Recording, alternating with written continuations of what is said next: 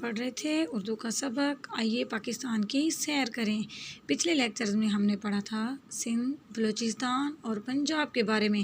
آج ہم پڑھیں گے خیبر پختونخوا کے بارے میں. تو ہم پڑھتے ہیں صبح خیبر پختونخوا کے بارے میں.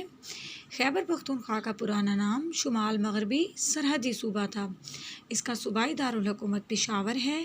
مردان، ڈیرہ اسماعیل خان، ایبٹ آباد، ہری پور اور بنو اس صوبے کے مشہور شہر ہیں. یہاں زیادہ تر لوگ پشتو زبان بولتے ہیں.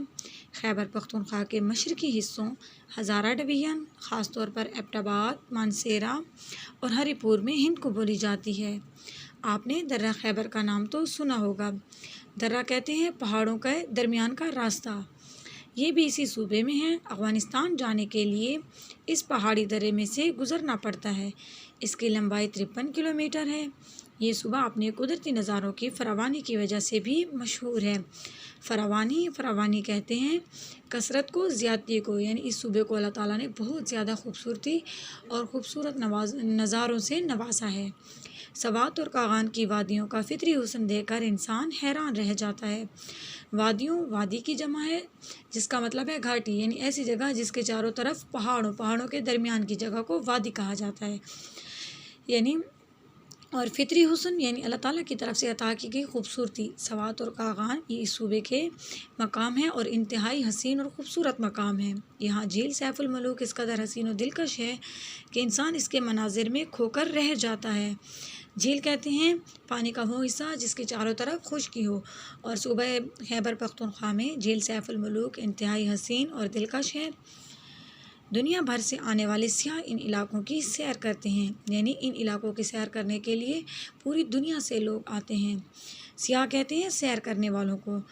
سوات کی وادی اس قدر حسین و جمیل ہے کہ اسے پاکستان کا سوئٹزرلینڈ بھی کہا جاتا ہے. سوئٹزرلینڈ انتہائی خوبصورت اور حسین ملک ہے، پہاڑی مقام ہے، اور جہاں دنیا بھر کے لوگ سیر کرنے کے لیے آتے ہیں. اس انتہائی خوبصورت مقام کا نام پاکستان کی سوات کو بھی دیا گیا ہے کہ اسی طرح سوات بھی ایک پہاڑی مقام ہے، انتہائی خوبصورت ہے، اسی لیے سوات کو پاکستان کا سوئٹزرلینڈ کہا جاتا ہے.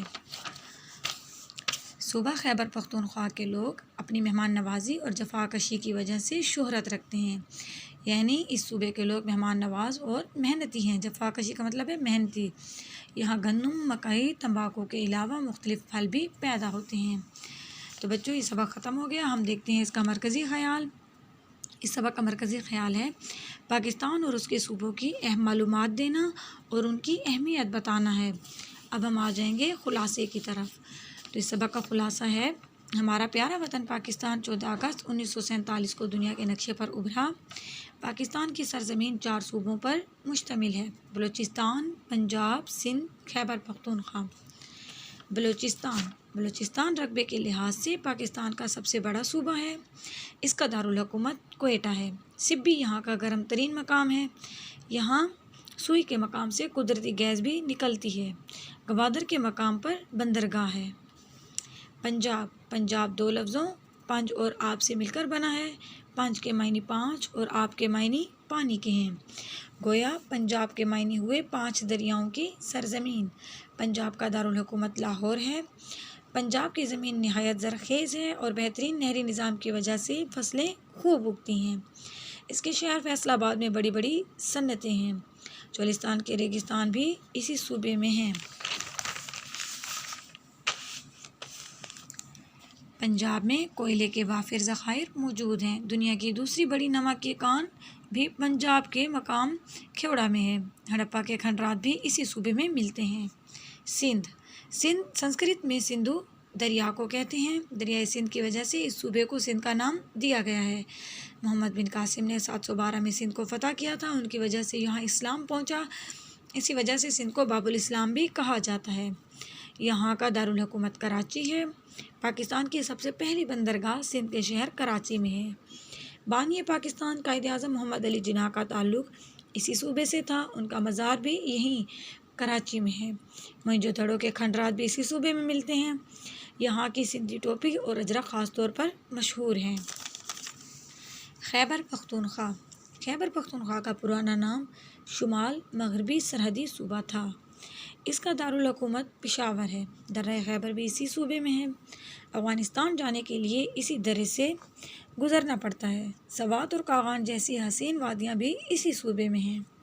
ڈیرہ اسماعیل خان، ایبٹ آباد، ہری پور اور بنو اس صوبے کے مشہور شہر ہیں۔ صوبہ خیبر پختونخوا کے لوگ مہمان نوازی اور جفاکشی کی وجہ سے شہرت رکھتے ہیں۔ تو بچوں، یہ اس سبق کا مرکزی خیال اور خلاصہ ہو گیا۔